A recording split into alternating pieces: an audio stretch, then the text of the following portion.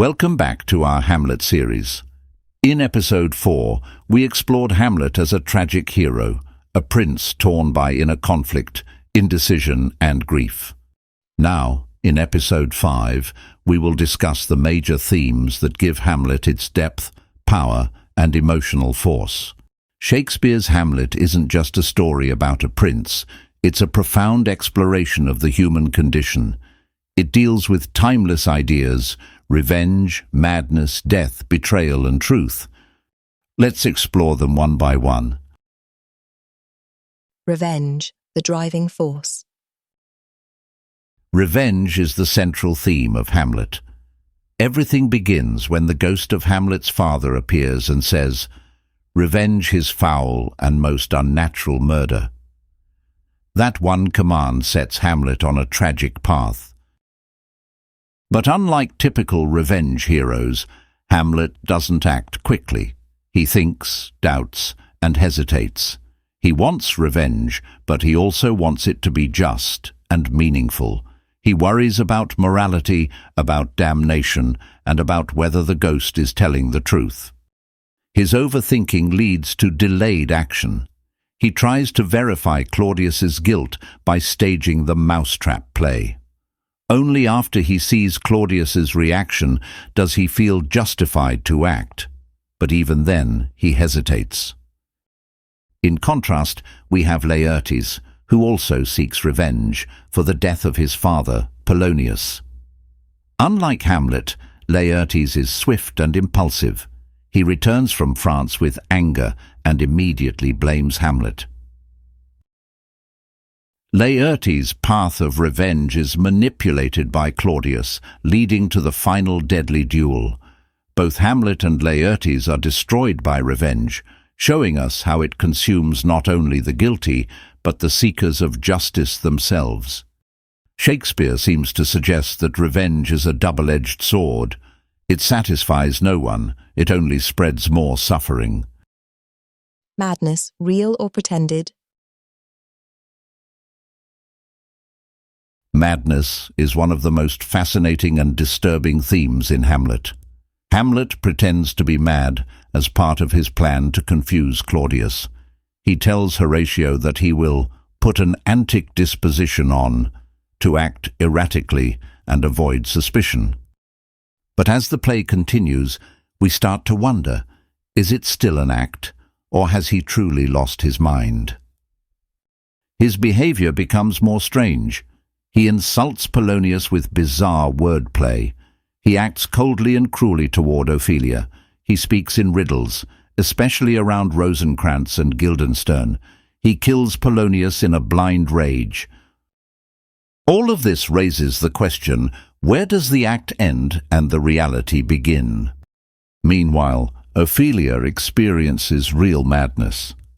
After her father's death and Hamlet's rejection, she becomes mentally unstable.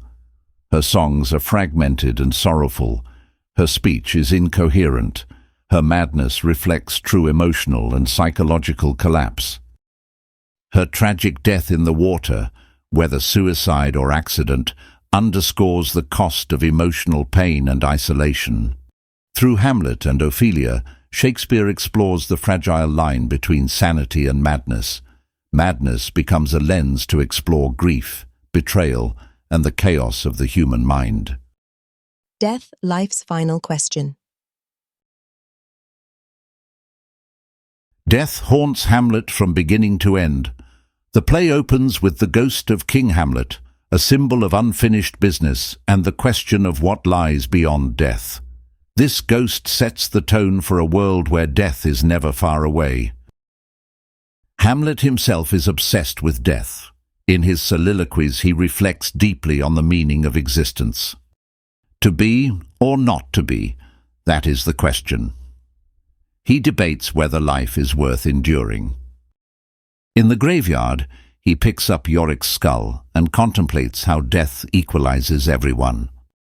Through these scenes, Shakespeare examines death from multiple angles: philosophical, what happens after we die; emotional, how do we grieve those we love; physical, what happens to our bodies; By the end of the play, almost every major character dies: Polonius, Ophelia, Rosencrantz, Guildenstern, Gertrude, Laertes, Claudius, and Hamlet himself.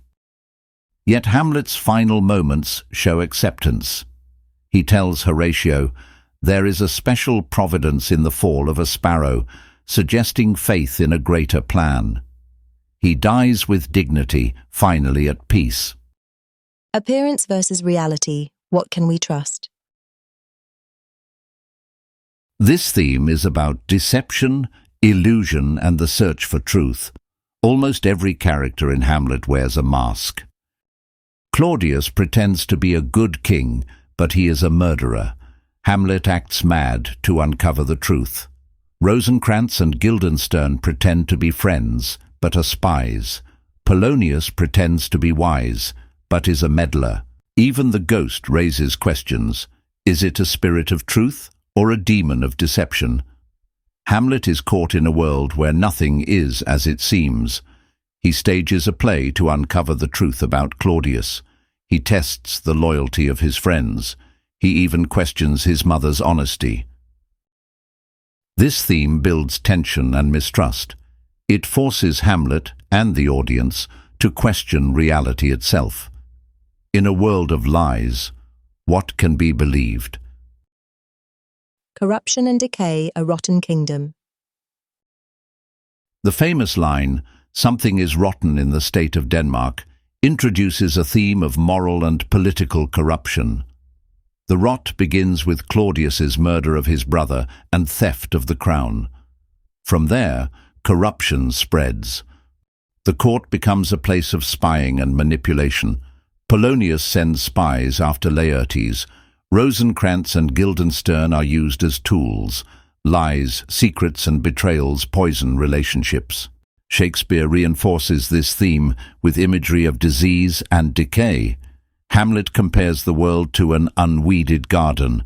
The ghost speaks of his murder as a foul and unnatural act. As corruption increases, the state itself crumbles. By the end, the royal family is destroyed, and Fortinbras arrives to restore order. The message is clear. Unchecked ambition and moral decay destroy nations and souls alike. Family and loyalty torn ties. Family relationships in Hamlet are full of conflict, betrayal, and disappointment. Hamlet is devastated by Gertrude's marriage to Claudius. Claudius kills his own brother. Laertes loses both Polonius and Ophelia and turns to revenge. Rosencrantz and Guildenstern betray their childhood friend. Only Horatio remains loyal. His friendship with Hamlet is honest and constant. Hamlet trusts him, confides in him, and finally dies in his arms.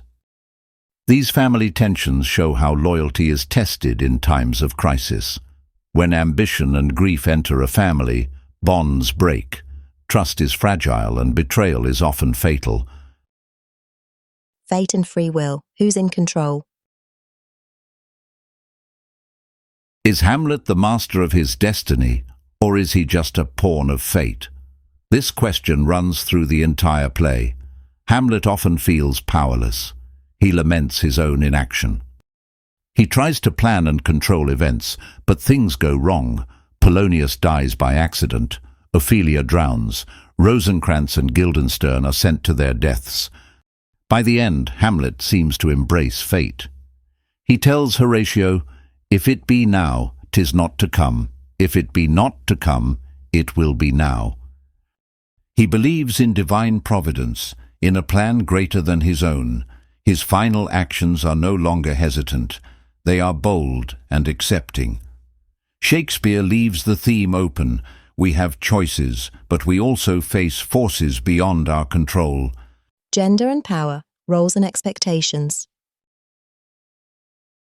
While less often discussed, Hamlet also deals with the theme of gender roles.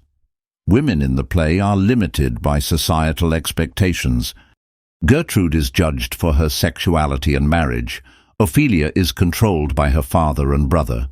Both women suffer greatly. Gertrude seems torn between loyalty to her son and her husband. Ophelia loses her identity trying to please the men in her life.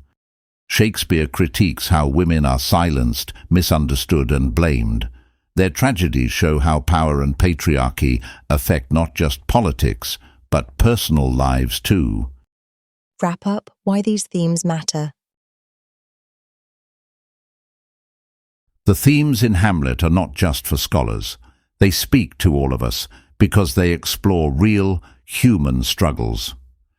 Wanting justice, losing trust, facing grief, feeling alone, searching for meaning.